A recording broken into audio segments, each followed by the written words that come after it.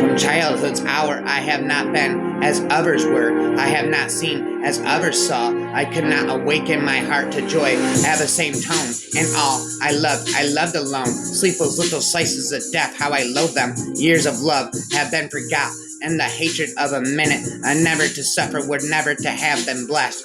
Words have no power to impress the mind without the exquisite horror of their reality. All religion, my friend, is simply evolved and out of fraud, fear, greed, imagination, and poetry. It was many a year ago in a kingdom by the sea that a maiden there lived, whom you may know by the name of Annabelle Lee. And this maiden, she lived with no other thought than to love and be loved by me. I was a child and she was a child, and this kingdom by the sea, but we loved with a love that was more than love. I and my Annabelle Lee with a love, and that the winged seraphs of heaven coveted here in me. And this was the reason that long ago, and this kingdom by the sea, a wind blew out of a cloud, chilling my beautiful Annabelle Lee, so that her highborn about king's men came and bore her away from me to shut her up in a sepulchre in the kingdom by the sea. The angels are not half so happy in heaven with envying her and me. Yes, that was the reason, as all men know, in this kingdom by the sea, that the wind came out of the cloud by the night, chilling and killing my Annabelle Lee. But our love, it was stronger by far than the love of those who were older than we, many far wiser than we. Neither the angels in heaven above nor the demons down under the sea can ever dissever my soul from the soul of the beautiful Annabelle Lee. For the moon never beams without bringing my dreams of that beautiful Annabelle Lee, and the stars never rise, but I feel the bright eyes of the beautiful Annabelle Lee. And so all of the night tide I lie down by my side, my darling, my life and my bride, in the sepulchre there by the sea, and her tomb by the sounding sea. Men have called me mad, but the question is not yet settled, whether madness is or is not loftiest intelligence, whether much that is glorious, whether all that is profound does not spring from disease of a thought, from moods of mind exalted at the expense of the general intellect. If you wish to forget anything on the spot, make a note that this thing is to be remembered. I wish I could write a mysterious as a cat, deep in earth. My love is lying, and I must weep alone. And so, being young and dipped in folly, I fell in love with melancholy. All I loved alone. I felt that I breathed an atmosphere of sorrow. It is by no means an irrational fancy that in a future existence we shall look upon what we think our present existence as a dream.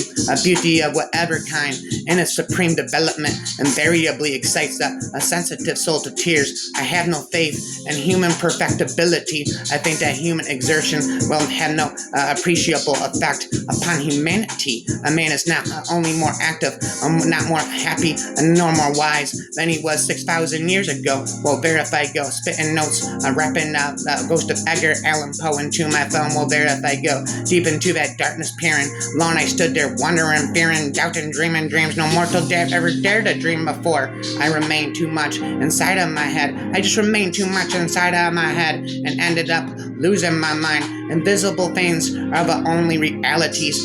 True genius shudders at the incompleteness, imperfection, and usually prefers silence to saying that something which is not everything, and that should be said. The death of a beautiful woman is unquestionably the most poetic topic in the whole world. Science has not yet taught us if madness is or is not the sublimity of the intelligence. Take this kiss upon the brow and imparting from now this much let me avow about wow meow. You are not wrong who deem that my days have been a dream. Yet if hope has flown away in a night or in a day, in a vision or in none, it is therefore the less gone. All that we see or seem is but a dream within a dream. I stand amid the roar of a surf, a tormented shore, and I hold within my hand grains of a golden sand. How few, and yet how they creep through my fingers to the deep. While I weep, oh God, can I not grasp them with a lighter clasp? Oh God, can I not save one from the pitiless wave? Is all that we see but a dream, of what was all that we see or seem is but a dream within a dream. With me, poetry has not been a purpose but a passion. There are some secrets which do not permit themselves to be told. Well, there if I go spitting notes into my phone, I am the ghost of Edgar Allen Poe forevermore. Again, I said I would define and brief the poetry words as a riff, a mythical creation of beauty. I dread the events of the future, not in themselves, but in the results. The boundaries which divide a life from a death are at best shadowy and vague. Who shall say where the one ends and where the other begins? To elevate the soul, poetry is necessary. That which you mistake for madness is but an over acuteness of the senses. It is a happiness to wonder. It is a happiness to dream. Poetry is the rhythmical creation of beautiful words. Now, this is the point. You fancy me a madman. I know nothing but you should have seen me. You should have seen how wisely I proceeded. I intend to put up with nothing that I can put down. There are chords in the hearts of the most reckless which cannot be touched without emotion. Even in the grave, all is not lost. Yet mad I am, and very surely do I not dream from a childhood's hour. I have not seen as others were. I have not seen as others saw.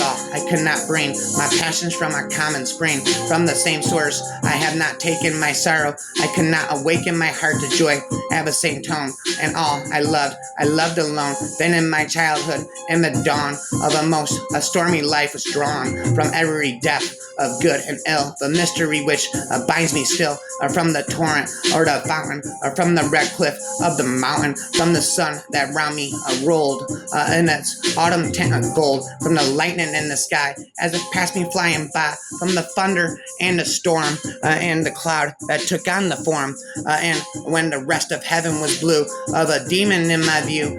Those who dream by day are cognizant of many things which escape those who dream only by night. In their great visions they obtain glimpses of eternity and thrill and waken to find that they have been upon the verge of the great secret, and snatches they learn something of the wisdom which is of good, and more of the mere knowledge which is of evil. Every moment of the night forever changes places, and they put out the starlight with the breath from their pale faces. I am convinced I am the ghost of Edgar Allan Poe forevermore too, I said, spitting to you. Boo-hoo.